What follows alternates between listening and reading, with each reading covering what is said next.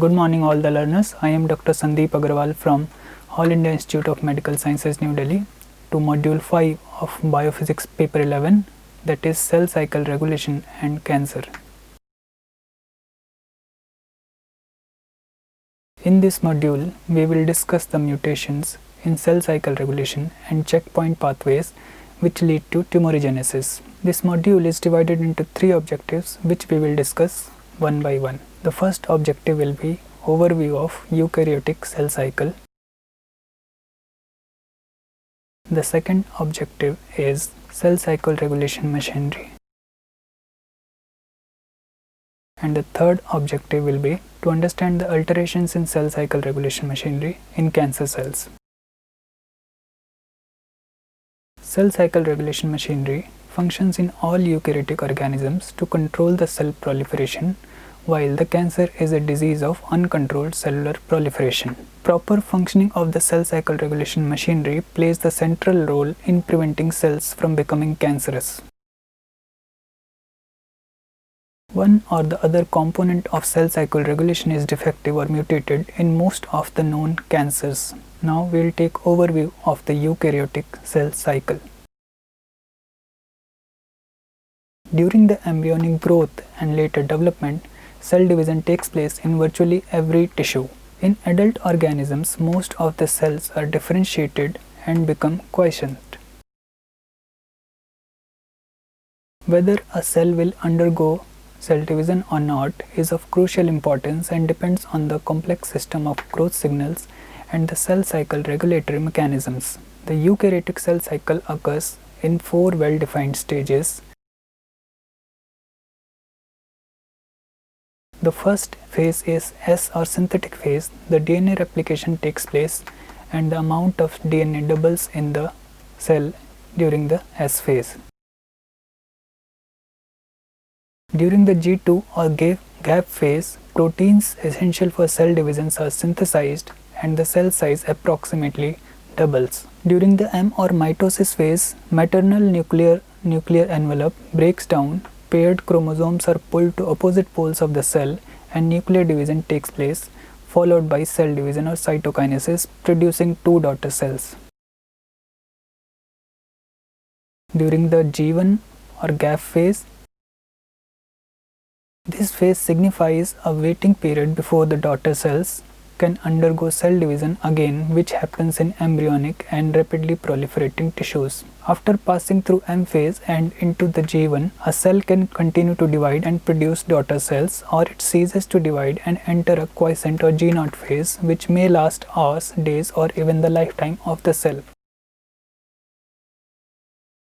When a quiescent cell gets signals to divide again, it re-enters the cell cycle through the G1 phase. Coming on to cell cycle regulation machinery, cyclin and cyclin-dependent kinases are the main components of cell cycle regulation machinery. A cascade of protein phosphorylations relay the progression of cells through one stage of the cell to the next. The system involves highly regulated cyclin-dependent kinases, which are activated only after their association with another subunit called cyclin. Different CDKs associate with their corresponding cyclin subunits, which are transiently expressed at the appropriate period of the cell cycle to form an active complex with unique substrate specificity. Activated CDKs in these complexes drive the cell cycle by phosphorylating key proteins like RB that regulates the cell cycle transitions. CDK inhibitors. The activity of CDK cyclin complexes is controlled by CDK inhibitors, which constitute cell cycle checkpoints. The surveillance mechanism senses the damage in DNA and chromosomes. The checkpoints ensure that cells with defective DNA or chromosomes do not replicate. The G1S checkpoint monitors the integrity of DNA before its replication, while G2M checkpoint checks DNA after replication and ensures that cell is suitable to enter mitosis. When DNA damage is detected, the checkpoint activation halts the progression of cell cycle and provides time for DNA repair machinery to function. Coming on to CDK inhibitors, if an irreparable damage to DNA has occurred, p53 mediated responses lead to elimination of cell by apoptosis, or it enters a non-replicative state called senescence. There are non-specific CDK inhibitors like p21, p27 and p57, while there are also specific cyclin D CDK4/6 inhibitors, which are p15, p16, p18 and p19, collectively called as INK4A2D proteins.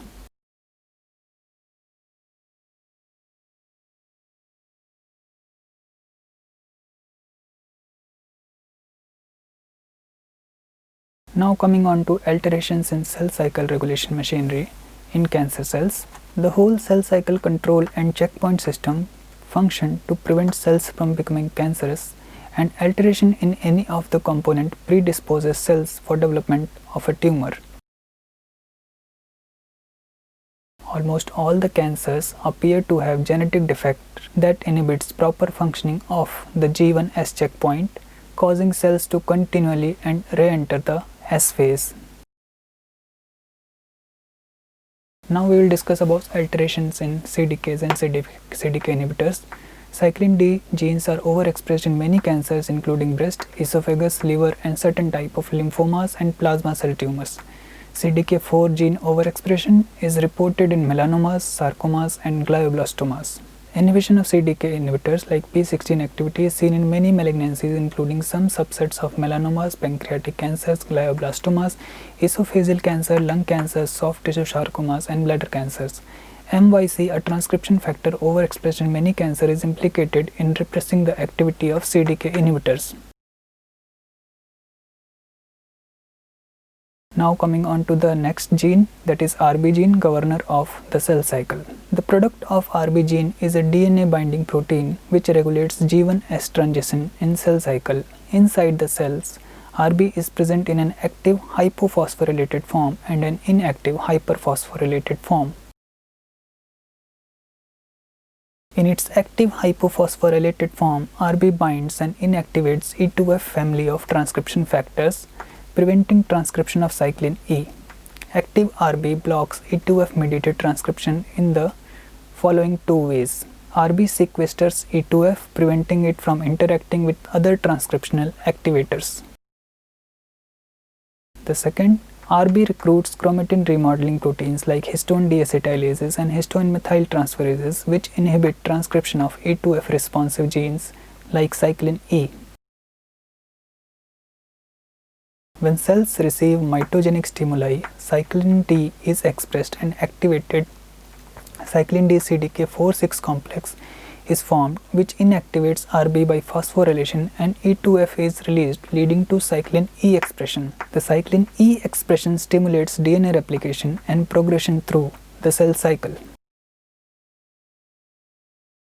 The loss of RB gene was first discovered in retinoblastomas, but now it is evident that homozygous loss of RB gene is a common feature of several tumors including breast, bladder and small cell lung cancer.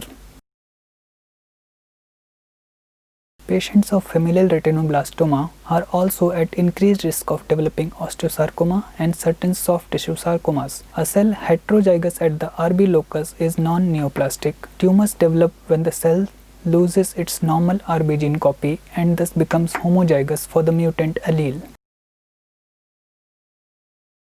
In cervical cancers, RB function is eliminated by the binding of an inhibitory protein designated E7, which is encoded by human papilloma virus. This figure explains the function of RB in hypophosphorylated form, and it is inactivated in hyperphosphorylated form.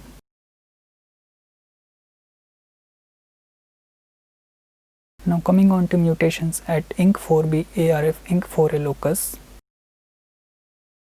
This locus encoding P16 is most highly vulnerable genetic locus in human genome. This locus encodes for 3 tumor suppressor genes. P16 is encoded by gene INK4A, immediately upstream of which is INK4B locus coding for P15, another cyclin D CDK4/6 inhibitor. P14 ARF is encoded by an exon upstream of the first INK4A exon and shares exon 2 and exon 3 with INK4A.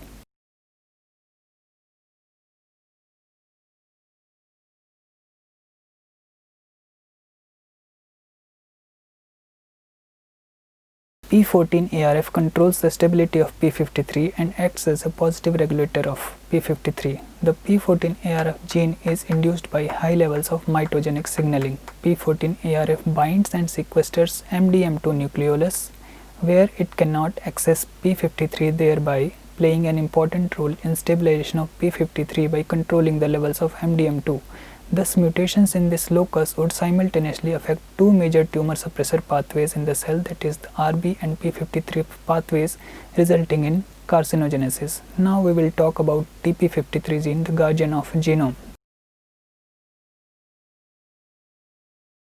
P53 is the most important molecule implicated in tumorigenesis. It is thought that most of the human cancers involve either mutations in P53 itself or in proteins regulating its activity. P53 response pathways are triggered by under stresses like anoxia, inappropriate oncoprotein activity, for example MYC and RAS, and damage to integrity of DNA. P53 carries out its tumor suppressor activity by following mechanisms. One is activation of temporary cell cycle arrest termed quiescence. Second is induction of permanent cell cycle arrest termed senescence. And the third is induction of programmed cell death called as apoptosis.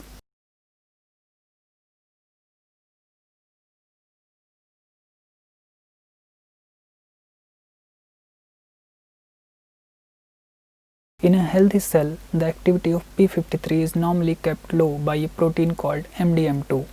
The activated MDM2 protein forms a complex with P53, inhibiting the transcription factor and ubiquitinating it for proteasomal degradation. The protein kinase activity of ATM and or ATR is activated following DNA damage is sensed. ATM inactivates MDM2 by phosphorylating it, thereby increasing the half-life of P53 and activating its ability to drive transcription of various target genes. P53 mediated G1 cell cycle arrest is a result of P53 dependent transcription of CDK inhibitor genes CDKN1A, that is P21. P21 inhibits cyclin CDK complex and prevents phosphorylation of RB, thereby arresting cells in G1 phase. The P53 protein also induces expression of DNA damage repair genes.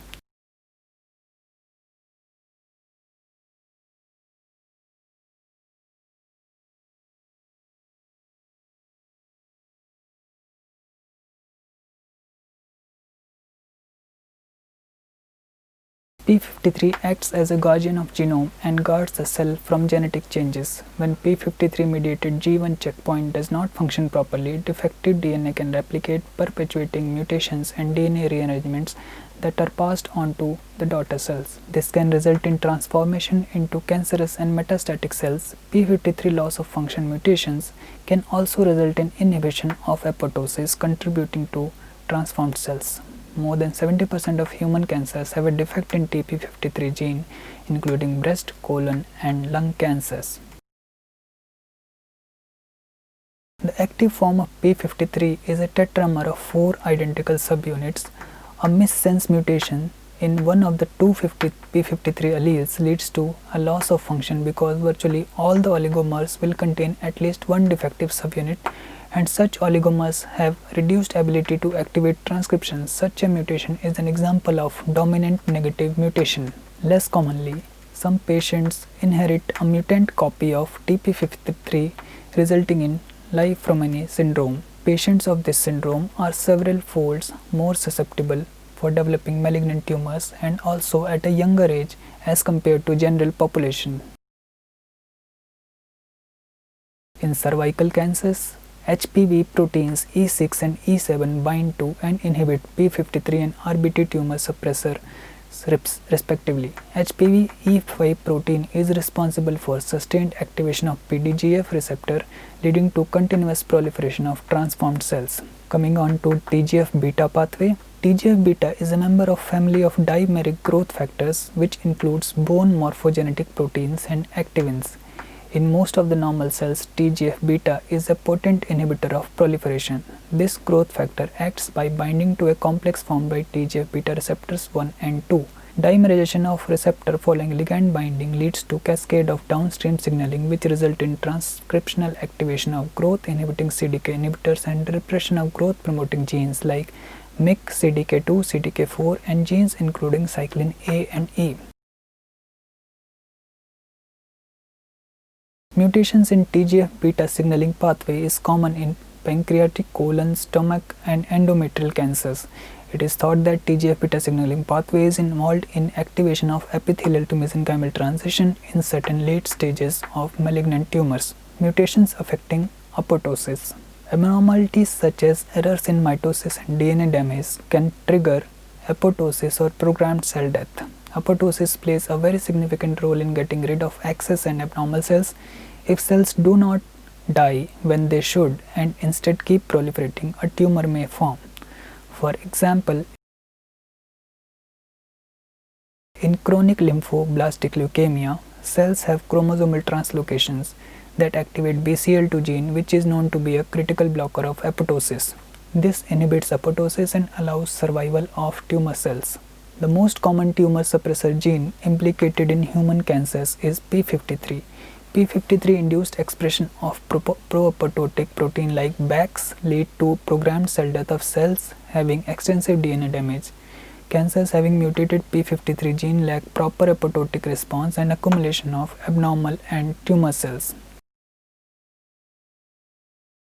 p10 is another tumor suppressor gene implicated in several cancers. p10 normally acts as a pro-apoptotic protein by dephosphorylating phosphatidyl inositol 3,4,5-triphosphate, a secondary messenger that functions in activation of AKT pathway which promotes cell survival, growth and proliferation and prevents apoptosis by several pathways. In summary, in this module we have discussed that the eukaryotic cell cycle has 4 defined phases S, G2, M and G1. DNA synthesis takes place in S phase. CDKs, when associated with their corresponding cyclin subunit, phosphorylate key proteins responsible for smooth transition from one stage of the cell cycle to the next. CDK inhibitors constitute G1S and G2M checkpoints which check the suitability of cell for entering next phase of the cell cycle. Almost all the malignancies have defect in cell cycle regulation and checkpoint control system, leading to accumulation of damaged DNA and proliferation of cells with this abnormal DNAs. In its active hypophosphorylated form, RB binds to ETF transcription factors and inhibits the transcription of genes needed for DNA replication. More than 70% of human cancers have defect in p53 pathway. p53 carries out its tumor suppressor activity by inducing cell cycle arrest in cells with DNA damage or inducing apoptosis if an irreparable damage has occurred to the DNA. Levels of p53 are normally kept low in healthy cells by MDM2. Defects of TGF-beta pathway are common in pancreatic, colon and stomach cancers. p10 is a pro-apoptotic tumor suppressor often mutated in certain types of cancers. Thank you for your attention. I hope this module was helpful in clearing your concepts about role of cell cycle regulation in carcinogenesis.